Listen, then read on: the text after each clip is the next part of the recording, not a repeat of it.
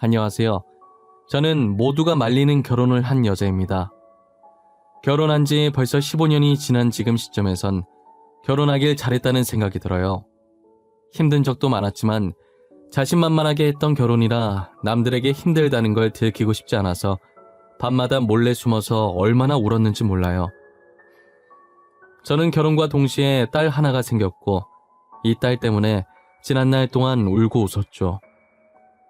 저와 딸의 이야기를 지금부터 여러분들께 들려드릴까 합니다.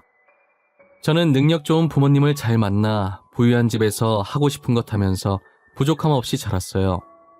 그래서인지 혼자가 더 편하고 딱히 결혼을 하고 싶다는 생각이 들지 않았어요. 결혼을 하면 남편 챙겨야 하고 자식 낳으면 자식도 챙겨야 해서 피곤할 것 같았거든요. 지금 이대로 혼자서 하고 싶은 것들을 하면서 사는 게 더 행복했어요.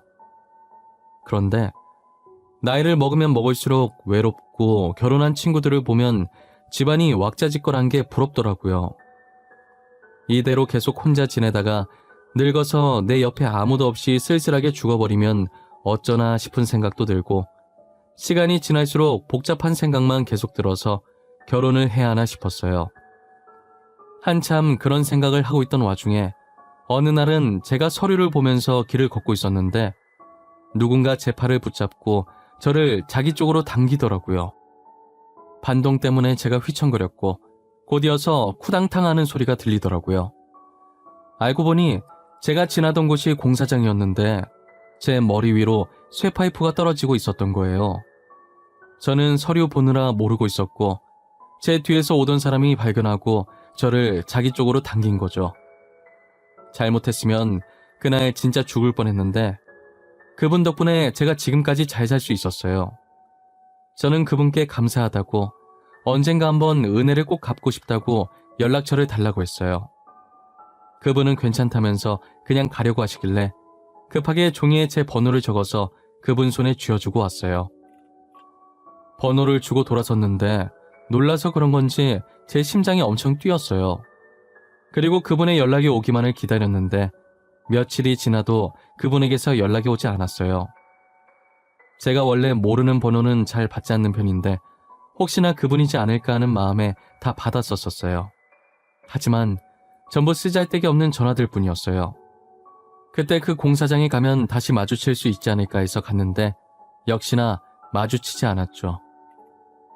포기해야겠다고 싶었을 때 마트에서 우연히 그분을 다시 마주하게 됐어요. 장난감 코너에서 색이 다른 곰인형 2개를 들고 뭐 살지 고르고 계시더라고요. 저는 갈색 곰인형이요. 나이대가 얼마나 됐는지 모르겠지만 갈색 곰인형이 좋은 것 같아요. 핑크색은 아기 때 아니면 잘 안 쓰지 않나? 안녕하세요. 저번에 공사장에서 본 분 맞죠? 여긴 어쩐 일이세요? 장 보러 오셨어요? 아, 린스 사러 왔다가 온 김에 장도 볼까 하고요. 그쪽은 선물 사러 왔나 봐요. 조카 선물 주시려고요? 조카 나이가 어떻게 되는데요? 조카가 아니라 딸이요. 제 딸한테 선물해 줄 거예요. 올해 중학교 입학하는 딸이 하나 있거든요. 아, 딸이 있으셨네. 그것도 중학생. 젊어 보이시는데 결혼을 되게 일찍 하셨나 봐요. 아, 그래서 저한테 연락을 안 하셨구나. 와이프분께서 오해하실까봐. 이혼했어요. 연락 안 드린 건 일하면서 종이를 잃어버려서 못한 거고요. 어차피 할 생각도 없었지만요. 제가 뭐 그리 대단한 일을 했다고. 무슨 소리예요. 제 목숨을 구해주신 은인이신데 제가 언제 밥이라도 사드릴게요. 제 번호 찍어드릴 테니까 휴대폰 한 번만 빌려주시겠어요? 되게 젊어 보여서 몰랐는데 저랑 동갑에 결혼을 일찍 해서 중학생 딸까지 있더라고요. 제가 낯을 많이 가려서 모르는 사람이랑은 말을 잘 안 하는 편인데 이상하게 처음 본 그분과는 말이 술술 잘 나오는 거예요. 그분은 사람을 편하게 만들어주는 재주가 있다고나 할까요? 그래서 자주 만나게 되고 이야기도 자주 나누면서 호감이 생겼던 것 같아요. 남자친구의 결혼과 이혼 얘기는 사귀고 나서 듣게 됐는데 아무것도 모르는 철없던 20살에 사고를 쳐서 아이가 생기는 바람에 결혼하게 됐다더라고요. 그런데 아내분께서 계속 바람을 펴서 참다가 2년 전에 이혼을 했다고 들었어요. 딸은 반대로 남자친구가 바람을 펴서 이혼한 줄 알고 있다고 하더라고요. 아내분께서 딸한테는 엄청 잘했어서 혹시나 딸의 좋은 추억들을 망칠까봐 자신이 바람을 피워서 이혼했다고 아내분 새 출발하라고 딸은 자신이 데리고 온 거라고 거짓말을 했대요. 그 말을 듣고 남자친구와 남자친구의 딸이 가진 아픈 상처들을 제가 보듬어주고 싶었어요. 저는 남자친구에게 결혼하자고 했고 남자친구는 처음엔 망설이더니 제 청혼을 받아주었어요. 친구들은 제 결혼 소식에 처음엔 기뻐하더니 이혼남의 딸까지 있다는 소리를 듣고 말리더라고요. 이혼은 그렇다 치고 자기 배 아파 낳은 자식도 키우기 힘든데 어떻게 남의 자식을 키울 거냐고 하면서요. 저는 친구들의 만류에도 딸을 보란듯이 잘 키울 수 있을 것만 같았어요. 그래서 모두가 말리는 남자친구와의 결혼을 꿋꿋하게 계속 밀고 나갔죠. 역시 친구들의 말처럼 남의 자식을 키우는 것은 쉬운 일이 아니었어요. 더구나 부모님의 이혼을 겪은 사춘기 청소년의 경우는 더 그랬죠. 저는 저와 남편 사이에서 자식을 낳으면 그게 또 상처가 될까봐 남편에게 수술을 권했어요. 그리고 남편의 거짓말로 인해 딸은 제 남편의 상간녀인 줄 알고 있었죠. 딸에게 아무리 상간녀가 아니라고 설명해줘도 제게 마음을 열지 않았어요. 제가 말을 걸려고 하면 방 안으로 들어가 문을 걸어 잠궜어요. 쉽지 않을 거라고 어느 정도 예상은 했기 때문에 이 정도 가지고 굴하지 않았어요. 딸은 제가 차려준 음식은 뭐라도 들어간 음식인 양 한 입도 먹지 않았고 제가 빨래를 개어서 가져다 놓으면 제 손길이 닿은 건 더럽다며 옷을 다 집어 던졌어요. 조금이라도 제 손길이 닿았다 싶으면 전부 더럽다고 집어 던졌죠. 그러다 남편한테 혼나면 저 때문에 혼났다고 저한테 난리를 쳤어요. 제 성격도 만만치 않아서 딸이 아무리 제게 난리를 쳐도 눈 하나 깜빡하지 않았어요. 언제까지 저러나 보자고 계속 빨래도 제가 가져다 주고 손가락으로 살짝 딸 물건을 만지고 그랬어요. 제가 그럴 때마다 화내고 스트레스 받아하는 건 딸이었죠. 딸은 저를 열받게 하고 싶어 하는 것 같은데 오히려 열받아하는 건 자기 자신이었어요. 제게 무슨 짓을 해도 안 통한다라는 걸 알 때도 됐을 텐데 딸 자존심도 만만치 않은지 끝까지 제게 못되게 하고 여전히 저를 저기요라고 불러요. 딸은 학교에 행사가 있거나 상담이 있어서 부모가 가야 하는 일에 항상 저를 부르지 않았어요. 저는 늘 남편에게 들었고 딸 몰래 남편 따라 학교에 찾아가면 딸은 저를 발견하고 짜증을 내죠. 아, 아빠 뭐야? 저 사람 왜 데리고 온 건데? 오늘 부모님 상담이라고 얘기했잖아. 내가 저 사람 부른 적도 없는데 왜 데리고 온 거냐고.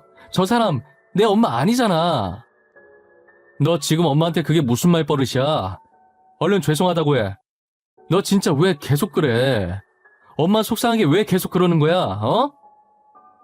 여보 그만해. 제가 저러는 거 한두 번도 아니고 왜 화를 내고 그러실까? 너 빨리 교실 들어가. 네 말대로 부모님 상담인데 네가 왜 여기 있어? 수업 안 해? 내가 수업을 들어가든 말든 무슨 상관이신데요? 제가 알아서 해요. 그러니까 신경 쓰지 마시고 집에 가세요. 그래 뭐 너한테 기대하는 게 없어서 공부하든 말든 내 알바 아니지. 알아서 해. 지금 놀지 언제 놀겠어. 공부는 고등학생 때 해도 돼. 마음껏 놀아. 난 상담 들어가야 해서. 안녕. 딸은 제 말에 짜증 가득한 표정이었고 저는 남편을 끌고 그대로 교무실로 들어갔어요. 교무실에 들어오자마자 저는 크크거리며 웃었고 선생님과 남편은 당황한 표정이었죠. 선생님과 남편은 딸 때문에 제가 상처받지 않을까 내심 걱정했었는데 장난스럽게 웃는 저의 모습을 보니 티격태격하는 게 오히려 더 친해 보인다더라고요. 저는 매번 이런 식으로 딸을 골탕 먹이고 딸 반응 보는 낙에 살고 있었어요. 솔직히 상처 안 받는다고 하면 그건 거짓말이겠죠. 저도 사람인지라 딸이 저럴 때마다 어떻게 상처를 안 받겠어요. 제가 딸보다는 한참 어른이니까 상처 안 받는 척하고 사는 것뿐이에요. 언젠간 딸이 제게 마음을 열어줄 그날만 기다리며 하루하루 버티고 사는 거죠. 교무실에 앉아 선생님과 본격적으로 상담을 시작했는데 딸이 예전엔 모범생이었더라고요. 남편이 이혼하고 나서 주춤거리더니 저와 재혼하고 나서는 아예 추락한 거예요. 공부엔 영 흥미가 없어졌고 제일 나쁜 아이들과 어울리기 시작했다더라고요. 상담을 요청한 것도 이번에 딸이 질 나쁜 아이들과 술을 마시다가 걸려서고요. 저는 선생님의 말을 듣는 내내 계속 한숨만 나왔어요. 더 이상 선생님 볼 면목이 없어서 죄송하다고 고개만 숙이다 집에 온 것 같아요. 집 오는 동안 딸이 저렇게 된 게 저 때문인 것 같은 생각에 갑자기 눈물이 나는 거예요. 아무렇지도 않아 보였던 제가 눈물을 흘리니 남편이 많이 당황해 하더라고요. 여보, 괜찮아? 왜 울고 그래?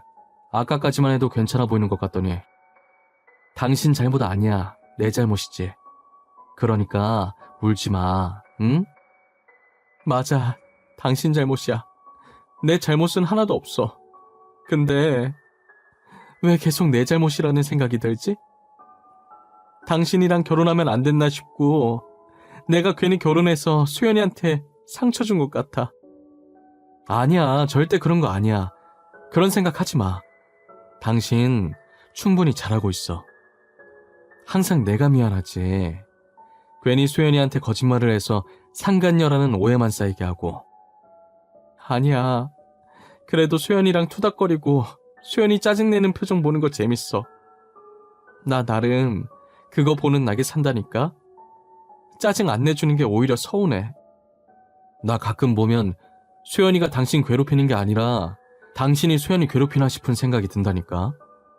하여튼 둘이 보고 있으면 조마조마해. 당신 상처받을까봐.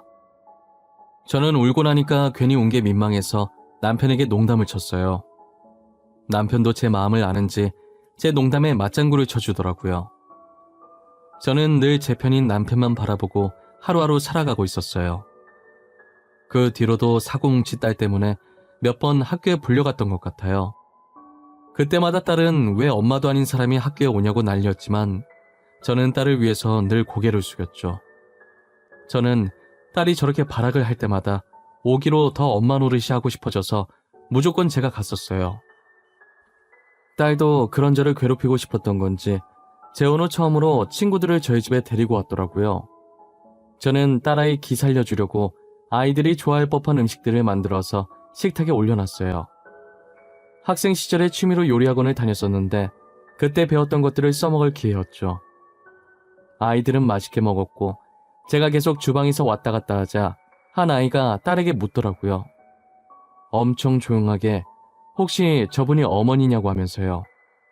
딸아이는 그 말에 씩 웃더니 저 들으라는 듯이 큰 소리로 얘기하더라고요. 아니, 우리 엄마 아니야. 우리 집에서 일하는 가정부 아줌마셔. 이 음식도 다 아주머니께서 직접 하신 거야. 다들 인사해. 안녕하세요, 아주머니. 여기 있는 음식들 진짜 맛있어요. 혹시 떡볶이 조금 더 있어요? 아, 그리고 파스타도 조금 더 해주실 수 있어요? 아이고, 그렇게 맛있어? 당연히 더 해줄 수 있지. 아줌마가 더 해줄게. 조금만 기다려. 가정부 아줌마한테도 이렇게 착하게 대해주고 수연이가 친구를 되게 잘 사귀었네. 저는 혹여나 여기서 제가 엄마라고 했다가 딸의 친구 관계를 망칠까봐 식모 연기를 해줬어요. 딸은 저를 괴롭히고 싶어서 그렇게 한 건데 제가 아무렇지 않게 식모 연기를 해주니 마음에 안 드는 모양인지 자기 방으로 들어가 버리더라고요. 아이들도 딸을 따라 방 안으로 들어가길래 음식을 딸의 방에 넣어줬어요. 막상 딸한테 식모 소리 듣고 아줌마 소리 들으니 마음이 좋지 않더라고요. 아이들 갈 때까지 티도 못 내고 남편도 알면 속상할까봐 저녁에 다 잘 때 혼자 몰래 화장실에서 울었어요. 혹시나 훌쩍이는 소리가 문 밖으로 새어나가 우는 게 들킬까봐 씻는 척 물 틀어놓고 울었죠. 지금까지 다른 건 다 괜찮았는데 식모 아줌마 소리는 왜 이렇게 제 가슴을 후벼 파는 걸까요? 저는 딸이 성인이 될 때까지도 그때 일이 잊혀지지가 않았어요. 딸은 학생 시절 방황이 길어서 뒤늦게 공부를 시작하긴 했지만 결국 대학을 못 갔고 바로 취업을 했어요. 학력이 고졸밖에 안 돼서 다른 사람들에 비해 월급은 적었지만 만족하면서 다니는 것 같더라고요. 아직도 저와 딸 사이가 대면대면해서 그것도 남편에게 들은 얘기지만요. 고졸이라 취업이 쉽지 않을 거라 생각했는데 이렇게 취직해서 잘 다닌다고 하니 다행이라고 생각했어요. 그런데 딸이 1년간은 잘 다니다가 벼랑간 회사를 퇴사하고 왔더라고요. 알고 보니 회사에서 회사 부담으로 전 직원 건강검진을 했는데 딸이 유방암 판정을 받은 거예요. 암 크기가 꽤 커서 수술 후 항암 치료가 필요하다고 병원에서 입원을 권유했다더라고요. 입원 기간이 길어서 휴가는 못 쓰고 퇴사밖에 답이 없었던 거예요. 저는 그 얘기도 남편 통해서 듣게 됐다는 게 너무 속상했어요. 하도 딸이 안 들어오길래 남편에게 물어봤더니 남편이 머뭇거리면서 말하더라고요. 딸이 말하지 말라고 했다고 진짜 저한테 말을 안 한 거예요. 저는 처음으로 남편한테 화를 냈던 것 같아요. 수연이가 말하지 말라고 했다고 진짜 말을 안 해? 아니, 당신은 나를 뭐라고 생각한 거야? 나를 수연이 엄마라고 생각하긴 한 거야? 아니지. 나를 진짜 수연이 엄마라고 생각했으면 아니랬겠지. 여보, 그런 거 아니야. 나는 진짜 수연이가 말하지 말라고 부탁해서 어쩔 수 없이 말 안 한 거야. 그리고 당신이 괜히 걱정할까봐 신경 안 쓰이게 하고 싶어서. 그게 당신이 나를 수연이 엄마라고 생각 안 한다는 증거야. 알아? 어떻게 딸이 아픈 걸 엄마라는 사람이 몰라? 아무리 수연이가 엄마 취급 안 한다지만 당신까지. 진짜 그런 거 아니야. 내가 생각이 짧았어. 미안해. 내가 말했어야 했는데 내가 잘못했어. 앞으로는 수연이가 말하지 말라고 해도 당신한테 다 말할게. 그래서 지금 수연이 어느 병원에 있는데 주소랑 수술 날짜 나한테 문자로 보내. 나도 수술 날짜에 맞춰서 휴가 쓸 테니까. 그리고 내가 수연이 병간호할 거야. 걱정하지 말라고. 저는 급하게 딸 수술 날짜에 휴가를 잡았고 다행히 병원이 집이랑 가까워서 이번 기간 동안 딸한테 필요할 간단한 짐만 챙겨서 병원으로 향했어요. 딸은 병실 문이 열리고 들어온 사람이 저라는 걸 발견하고는 이불 속으로 숨어버리더라고요. 저는 다 봤으니 나오라고 하면서 침대 옆에 있는 서랍장에 짐을 풀어서 넣었어요. 역시나 딸은 이불을 걷더니 왜 왔냐고 집에 가라고 하더라고요.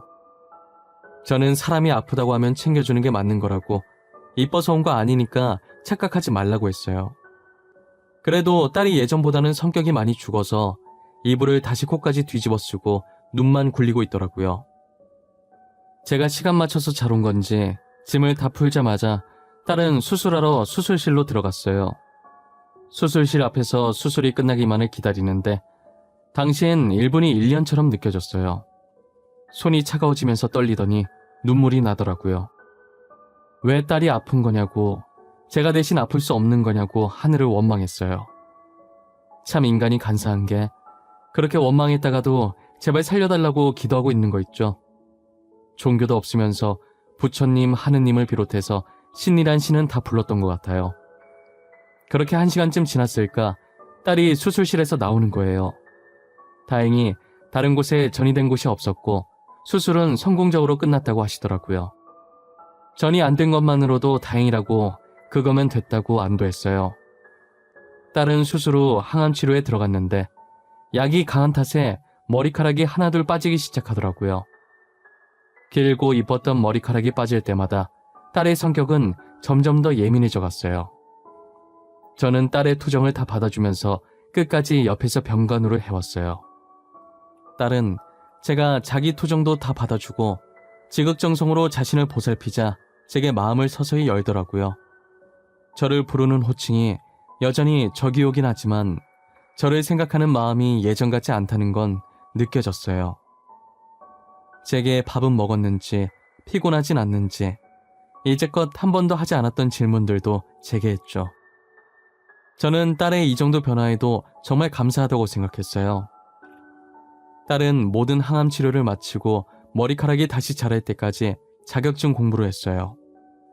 학력도 고졸에 경력도 없다 보니 자격증이라도 있어야겠다는 생각을 한 거죠.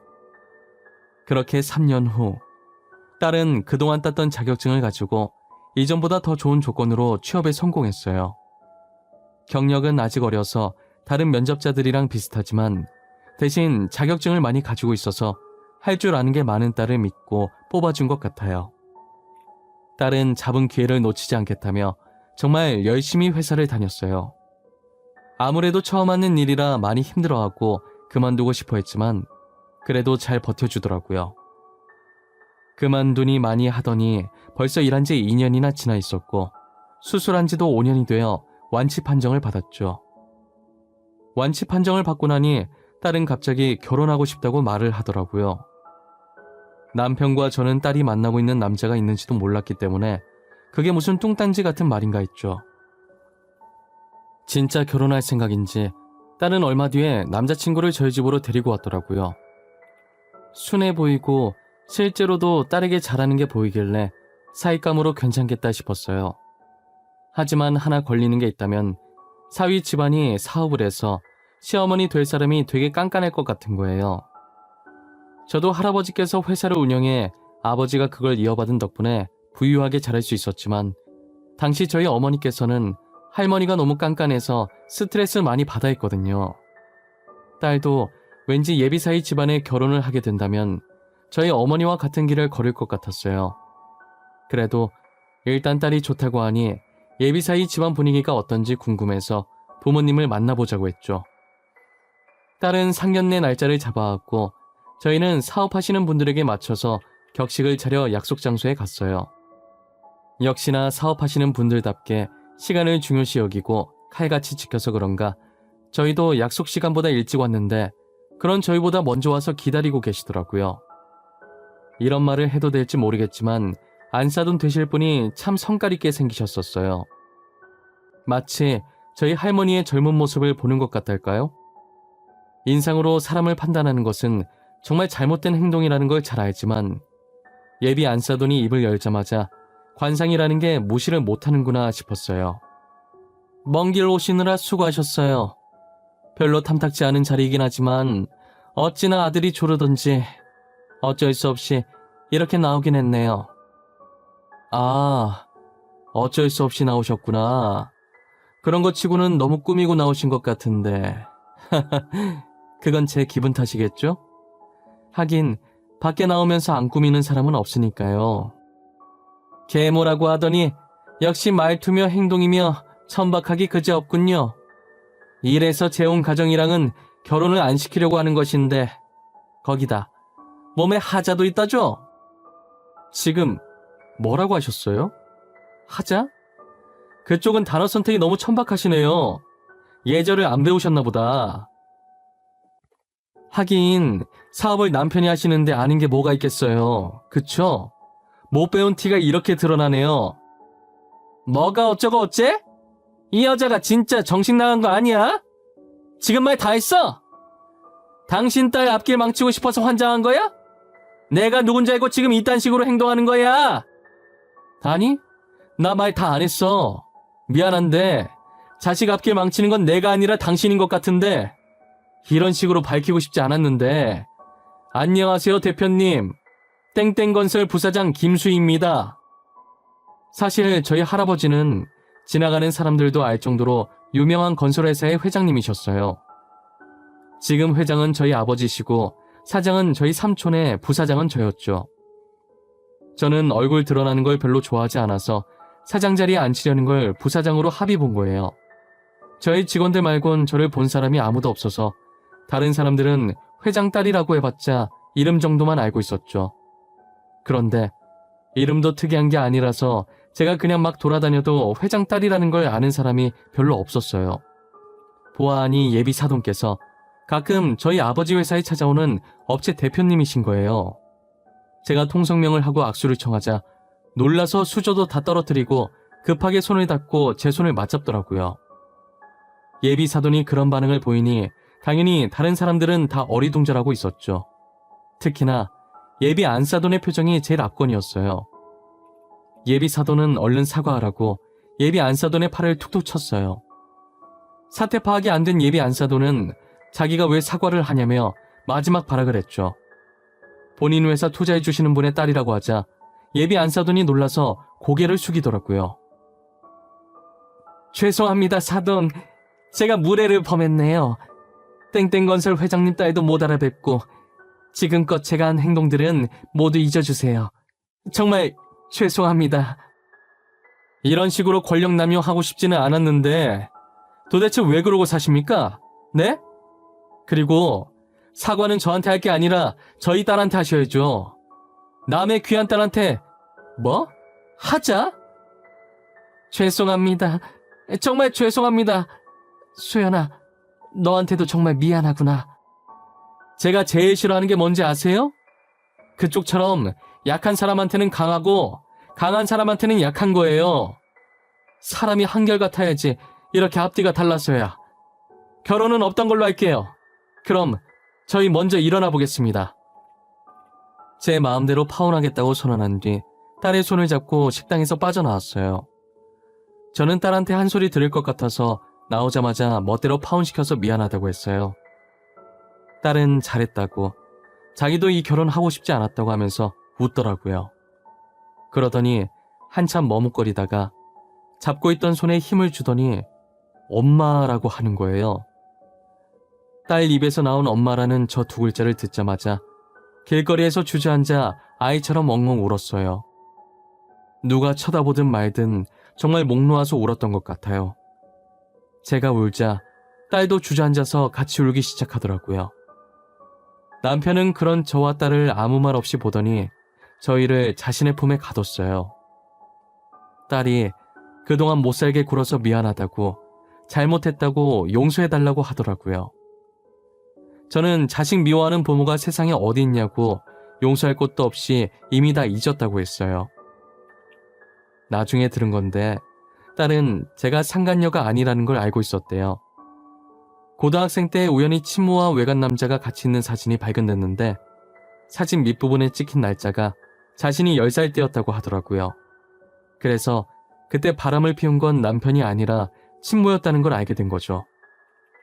하지만 그간 자기가 한 행동이 있어서 차마 저를 엄마처럼 대하기가 힘들었다더라고요. 먼저 사과를 하기에도 용기가 안 났고 그래서 성질을 조금씩 죽이는 방법을 택했던 거래요. 자기는 항상 저를 밀어냈지만 엄마가 필요한 순간마다 제가 나서주니 속으론 고마웠대요. 그리고 이번에도 친엄마처럼 든든하게 자기를 지켜줘서 자기도 용기 내서 사과를 했다더라고요. 그동안 회장딸인 거 숨긴 것 같은데 괜히 자기 때문에 제 신분이 탄로난 거 아닌가 걱정하는 거예요. 엄마, 아까 들어보니까 그동안 회장딸인 거 숨긴 것 같던데 저 때문에 괜히 신분만 탄로난 거 아니에요? 죄송해요. 됐어. 얘는 뭔 쓸데없는 걱정을 하고 있어. 내 걱정 말고 너는 네 건강부터 챙기고 그러고 나서 제대로 된 집안의 남자 좀 만나. 남자 보는 눈이 이렇게 없었어야 원. 엄마 좀 닮아봐. 어? 이제 좀 엄마 같네요. 저는 엄마가 평소처럼 저한테 틱틱거리는 게 훨씬 좋아요. 아까처럼 막 닭살 돋게 울면서 그런 거 말고요. 아니, 울린 사람이 누군데 그래. 지도 울어놓고 진짜 웃기다. 그치 여보? 뭐야? 당신 울어? 아니 이 양반은 우리 실컷 울 때 안 울다가 갑자기 왜 지금 운대? 이미 저희는 다 울고 그쳤는데 남편은 저희 대화를 듣다가 이제야 한 가족 같다며 느닷없이 혼자 울더라고요. 딸은 남편을 보고 웃더니 이 순간을 간직해야 한다면서 3명 모두 눈이 뻘건 상태로 사진을 찍자는 거예요. 저희는 또 딸의 말에 좋다면서 딸이 카메라 들이미는 대로 포즈를 취하고 사진을 찍어줬어요. 사진을 확인하는데 남편 말대로 많이 늦었지만 이제야 제대로 된 가족 같더라고요.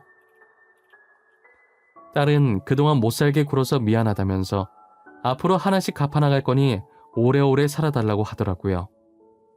제가 벽에 똥칠할 때까지 살 거라고 장난치니까 딸은 그 똥 다 닦아줄 수 있으니까 제발 오래 살아만 달라고 했어요.